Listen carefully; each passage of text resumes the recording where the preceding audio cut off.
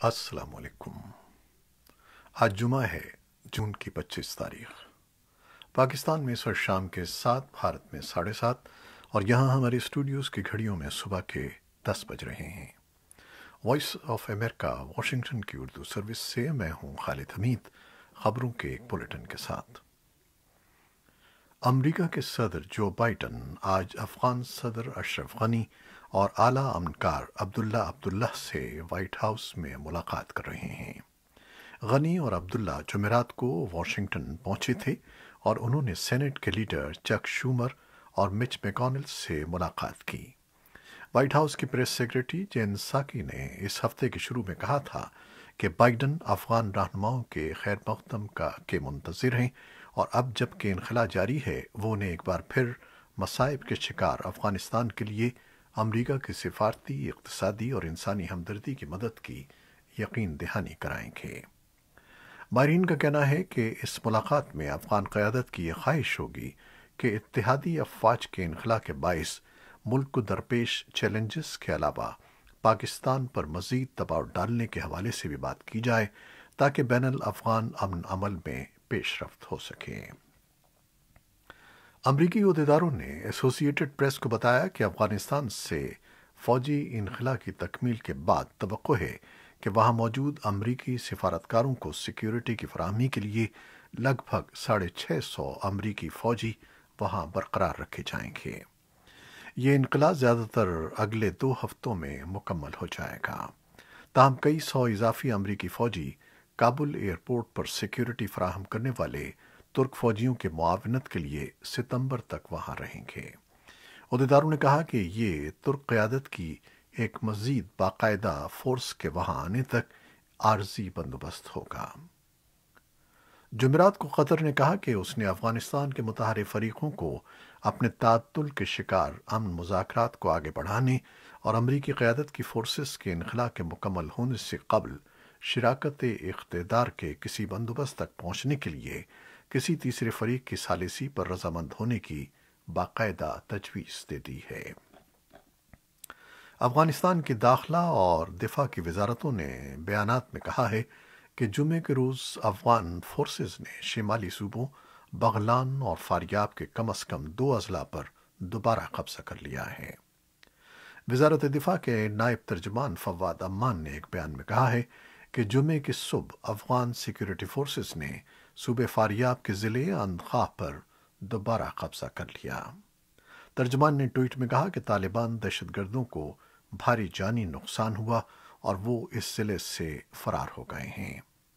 ادھر وزارت داخلہ نے ایک بیان میں کہا ہے کہ افغان فورسز نے صوبے بغلان میں ضلع خانجن پر دوبارہ قبضہ کر لیا۔ طالبان کا اس حوالے سے فوری رد عمل سامنے نہیں آیا ہے، لیکن وہ اپنی پیش رفت کا دعویٰ کرتے ہیں۔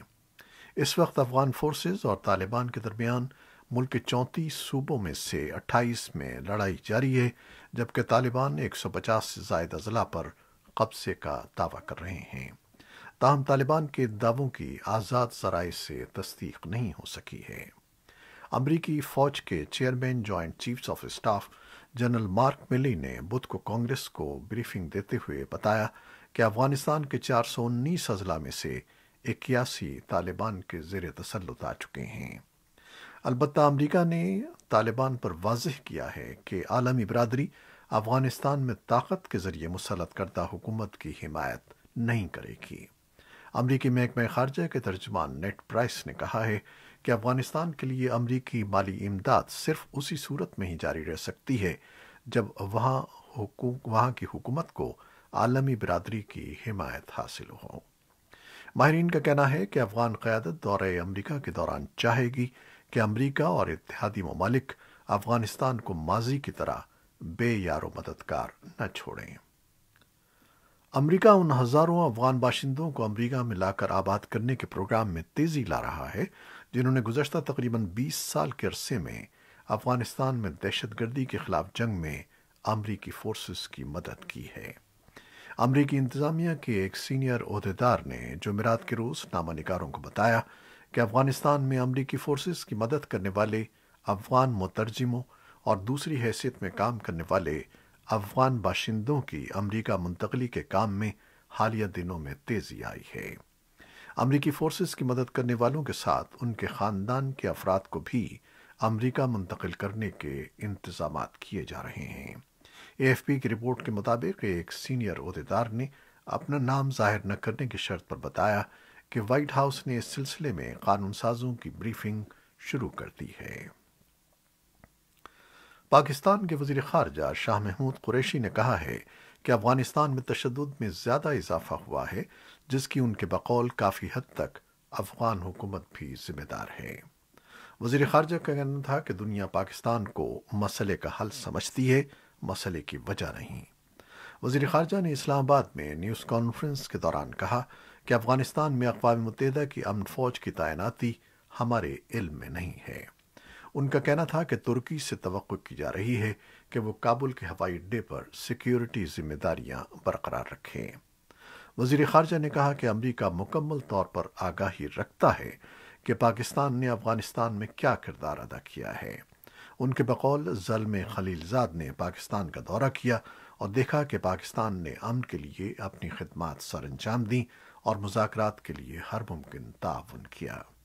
شاہ محمود قریشی نے کہا کہ ان کی اس حوالے سے امریکی حکام کے ساتھ ساتھ یورپی ممالک اور خطے کے دیگر ممالک کے ساتھ بات ہوئی ہے۔ ان کے بقول پوری دنیا اس بارے میں پاکستان کے مثبت کردار کو تسلیم کر رہی ہے۔ ایف اے ٹی ایف نے کہا ہے کہ انسدادی دہشت گردی اور اس کی فنڈنگ کی روک تھام کے لیے پاکستان نے معقول انداز میں پیش رفت کی ہے، تاہم اسے ابھی بدستور گرے لسٹ میں ہی رکھا جائے گا۔ پیرس میں ہونے والے ایف اے ٹی ایف کا ورچوئل اجلاس 21 جون کو شروع ہوا تھا اور 25 جون تک جاری رہا۔ اجلاس کے بعد ایف اے ٹی ایف کے صدر ڈاکٹر مارکس پلیئر نے کہا کہ پاکستان نے اس سلسلے میں دیے گئے ایکشن پلان میں سے 26 نکات پر عمل درآمد کیا ہے۔ انہوں نے کہا کہ پاکستان نے ایف اے ٹی ایف کے 27 نکاتی ایکشن پلان پر عمل درآمد کا وعدہ کیا ہے۔ ایف اے ٹی ایف نے جون 2018 سے پاکستان کو گرے لسٹ میں رکھا ہوا ہے اور اس نے پاکستان کو عمل درآمد کے لیے ایک ایکشن پلان دیا ہے۔ بھارتی وزیر اعظم نریندر مودی نے نئی دہلی کے زیر انتظام کشمیر کی سیاسی قیادت سے کہا ہے کہ ان کی حکومت کی ترجیح علاقے میں نچلی سطح کی جمہوریت کو مضبوط بنانا ہے اور اس مقصد کے حصول کے لیے انتخابی حلقوں کی نئی حد بندی کے کام میں سرعت لانا ناگزیر ہے، تاکہ جموں و کشمیر کو ایک منتخبہ حکومت مل جائے اور یہ وہاں ترقی کی رفتار بڑھانے کے کام میں جٹ جائے۔ وزیر اعظم مودی نے ان خیالات کا اظہار نئی دہلی میں اپنی رہائش گاہ پر بھارتی زیر انتظام کشمیر کے 14 ممتاز سیاسی لیڈروں کے ساتھ ایک طویل میٹنگ کے بعد ایک ٹویٹ میں کیا۔ انہوں نے کہا کہ یہ اجلاس ان کوششوں کے حوالے سے ایک اہم قدم تھا جو جموں و کشمیر کو ترقی یافتہ اور جدید بنانے کے لیے کی جا رہی ہیں۔ مقامی سیاسی حلقوں میں توقع کی جا رہی تھی کہ یہ اجلاس، جسے بھارتی حکام نے جموں و کشمیر پر آل پارٹیز میٹنگ کا نام دیا تھا، بھارتی وزیر اعظم کی طرف سے نئی دہلی کے زیر انتظام کشمیر سے متعلق اپنی حکومت کے 5 اگست سن 2019 کو کیے گئے متنازعہ اقدام کے بعد علاقے میں پیدا ہونے والے سیاسی تعطل کو ختم کرنے کا نقطۂ آغاز ثابت ہوگا۔ لیکن بعض سیاسی مبصرین کی رائے ہے کہ مودی نے بھارت کے قومی سیاسی دھارے میں شامل ان جماعتوں اور مقامی آبادی کے وسیع حلقوں کے درمیان پائے جانے والے ٹرسٹ ڈیفیسٹ یا اعتماد کی کمی کو دور کرنے میں ان کی کوئی مدد نہیں کی ہے، جو انہیں درپیش مشکلات میں اضافے کا موجب بن سکتا ہے۔ امریکی وزیر خارجہ اینٹونی بلنکن اپنے کثیر ملکی دورے کے آخری مرحلے میں فرانس پہنچ گئے ہیں، جہاں وہ آج جمعے کو صدر ایمانوئل میکران سے ملاقات کریں گے اور علاقے میں ٹرانس اٹلانٹک تعلقات کے فروغ کے لیے امریکی صدر جو بائیڈن کی حالیہ ملاقاتوں کے مقصد کو آگے بڑھائیں گے۔ جمعرات کے روز برلن میں یورپ میں قتل کیے گئے یہودیوں کی یادگار پر خطاب کرتے ہوئے امریکی وزیر خارجہ اینٹونی بلنکن نے کہا کہ ہولوکاسٹ سے انکار اور یہودی مخالف سرگرمیاں ہوموفوبیا، نسل پرستی، دوسری قومیتوں سے نفرت اور امتیازی سلوک کا آپس میں ساتھ ہے۔ ان کا کہنا تھا کہ اس کا مقابلہ کرنے کے لیے ہمیں ایسے طریقے ڈھونڈنا ہوں گے جو ہولوکاسٹ کی تاریخ کو زندہ کر سکیں، تاکہ ہم نہ صرف ماضی کو سمجھ سکیں بلکہ زمانہ حال میں اس سے رہنمائی حاصل کریں اور اپنے مستقبل کی تعمیر کر سکیں۔ وزیر خارجہ بلنکن اور ان کے جرمن ہم منصب ہیکو ماس نے اس سلسلے میں شراکت داری کے ایک معاہدے پر دستخط کیے۔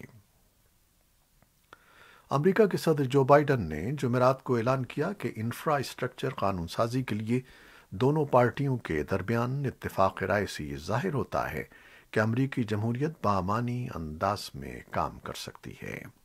صدر نے وائٹ ہاؤس کے ایسٹ روم میں اپنے ریمارکس میں کہا کہ یہ معاہدہ اس بات کا اظہار ہے کہ ہم مل کر کام کر سکتے ہیں اور اہم کام انجام دے سکتے ہیں۔ انہوں نے کہا کہ ہم 21ویں صدی میں چین اور باقی دنیا کے ساتھ مسابقتی دوڑ میں ہیں۔ دنیا انتظار نہیں کر رہی، وہ دنیا بھر میں دسیوں اربوں ڈالر کی سرمایہ کاری کر رہے ہیں۔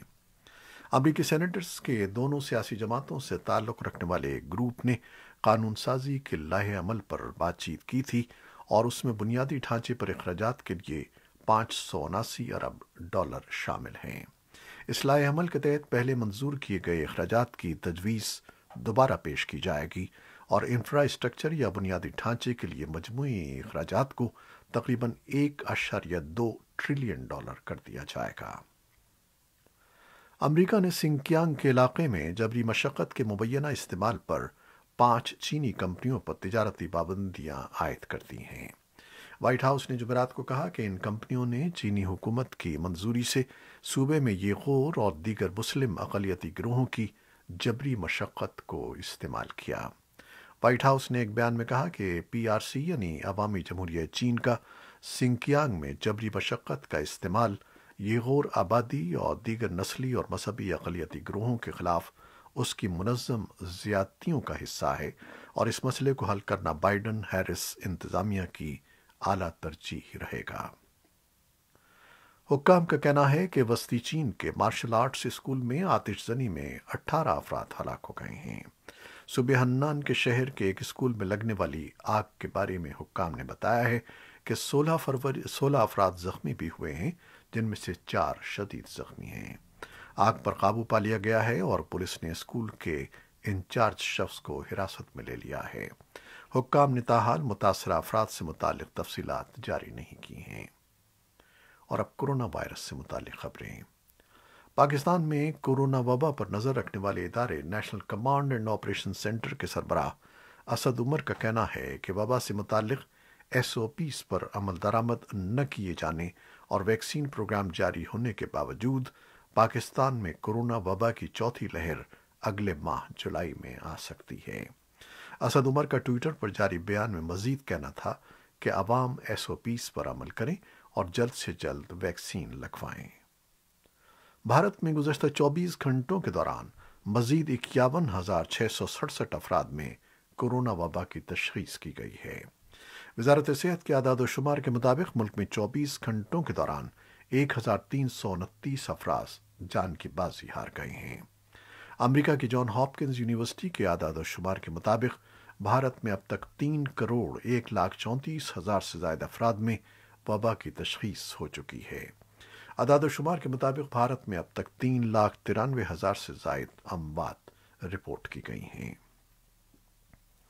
اب جبکہ 4 جولائی کو امریکہ کا یوم آزادی قریب آ رہا ہے، وائٹ ہاؤس نے اعتراف کیا ہے کہ بائیڈن 4 جولائی تک 70% بالغ امریکیوں کو ویکسینیٹ کرانے کے اپنے ہدف کو پورا نہیں کر پائیں گے، لیکن centre for diseases and prevention control centres کے مطابق 4 جولائی تک توقع ہے کہ 67% سے زیادہ امریکی ویکسینیٹ ہو چکے ہوں گے۔ تاہم صدر بائیڈن اور وائٹ ہاؤس نے اپنی کوششیں ختم نہیں کی ہیں۔ جمعرات کو اپنی اس مہم کے سلسلے میں وہ نارتھ کیرولینا کے علاقے ریلے گئے، جہاں انہوں نے لوگوں پر ویکسینیشن کے لیے زور دیا۔ امریکہ میں وبائی امراض کے کنٹرول کے ادارے CDC نے بدھ کے روز کہا کہ 2 کورونا ویکسینز یعنی فائزر اور ماڈرنا کا لڑکوں اور نوجوان مردوں میں دل کے ایک مرض کے ساتھ تعلق ہو سکتا ہے، تاہم واقعات کی تعداد بہت کم ہے۔ امریکہ میں خوراک و ادویات کے منتظم ادارے FDA کے ایک افسر نے کہا ہے کہ ان نتائج کے بعد ان کا ادارہ طبی کارکنوں کو ان ویکسین کے ساتھ انتباہی پیغام بھی جاری کرے گا جس میں ان ویکسینز کے مضر اثرات کے متعلق بتایا جائے گا۔ عالمی ادارے صحت کا کہنا ہے کہ افریقہ کو کووڈ-19 کی تیسری لہر کا سامنا ہے۔ WHO نے بتایا ہے کہ 20 جون سے 4,74,000 نئے کیسز کے ساتھ مسلسل 5 ہفتوں کے دوران کیسز میں اضافہ ہوا ہے۔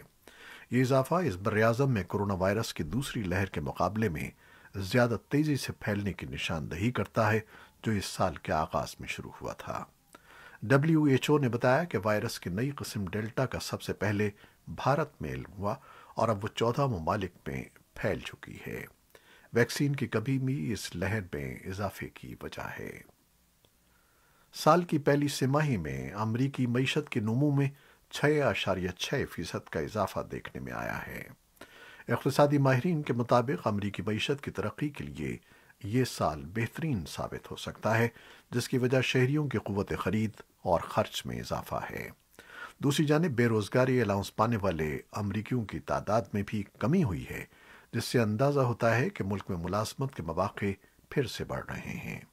خبر رساں ادارے AP نے ڈپارٹمنٹ آف کامرس کے حوالے سے بتایا ہے کہ ملک کی مجموعی داخلی پیداوار گزشتہ لگائے گئے 2 تخمینوں کے برابر ہی رہی ہے۔ تاہم معاشی ماہرین کے اندازوں کے مطابق اپریل سے جولائی تک کی موجودہ سہ ماہی میں GDP کی نمو میں تیزی آئے گی اور یہ سالانہ 10% یا اس سے بہتر سطح پر پہنچ سکتی ہے۔ اقتصادی ماہرین یہ بھی توقع کر رہے ہیں کہ ملکی معیشت جلد ہی 7% تک کی نمو حاصل کر لے گی۔ یہ تھیں وہ خبریں جو فیس بک لائیو پر ہم نے آپ کے لیے پیش کی۔ ہماری ویب سائٹ اور یوٹیوب پر یہ بلیٹن پوسٹ کر دیا جاتا ہے، جسے آپ بعد میں بھی دیکھ سکتے ہیں۔ ہمارے اس بلیٹن کو شیئر کرنا نہ بھولیے گا۔ خالد حمید کو اب اجازت دیجیے۔ اللہ حافظ۔